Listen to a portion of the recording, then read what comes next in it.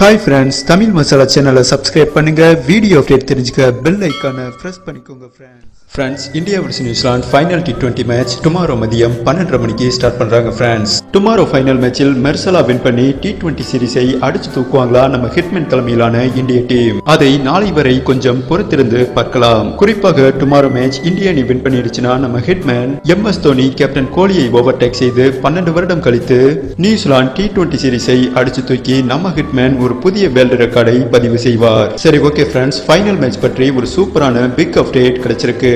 அந்த அப்டேட் என்ன என்பதை ஷார்ட் அண்ட் ஸ்வீட் வேகத்தில் பார்க்கலாம். டுமாரோ ஃபைனல் T20 மேட்சில் இந்திய டீம் 11 சேஞ்ச் இருக்குமா என்றும் நம்ம ஹிட்மேனும் ஹெட் கோச் மிஸ்டர் வேணுவும் என்ன தெரிவித்தார்கள் என்றும் MS தோனி நம்ம ஹிட்மேனுக்கு ஃபைனல் T20 மேட்சில் ஒரு சூப்பரான அட்வைஸ் கொடுத்திருக்கார். அந்த இரண்டு அப்டேட்டையும் மின்னல் வேகத்தில் தெரிஞ்சுக்கலாம். ஃப்ரெண்ட்ஸ், வேர்ல்டு கப்பிற்கு முன்பு இளம் வீரர்களை பரிசோதித்து வருகிறோம். அதில் எந்த பிளேயர்கள் சிறப்பாக பிளே பண்ணுகிறார்களோ அவர்களுக்கு வேர்ல்டு கப்பில் வாய்ப்பு கிடைக்கும். இதை புரிந்த இக்கட்டான சூழலிலும் கலீல் அகமது, குருணால் பாண்டியா மற்றும் விஜய் சங்கருக்கு வாய்ப்பளிக்கப்படுகிறது. இதை கருத்தில் கொண்டு டுமாரோ ஃபைனல் மேட்சில் எந்த ஒரு சேஞ்சும் இருக்காது என்றும் ஹிட்மேன் தெரிவித்துள்ளார். ஹிட்மேனின் இந்த கருத்தை பார்க்கையில் நாளை டீம் 11 எந்த சேஞ்சும் இருக்காது. ஃப்ரெண்ட்ஸ், சரி, ஓகே, நம்ம MS தோனி ஹிட்மேனுக்கு என்ன அட்வைஸ் கொடுத்துள்ளார்? விஜய் சங்கர் ஒரு ஆல்ரவுண்டர், ஆனால் கடந்த 2 மேட்சில் பேட்டிங் மட்டுமே அவருக்கு வாய்ப்பு கிடைக்கிறது.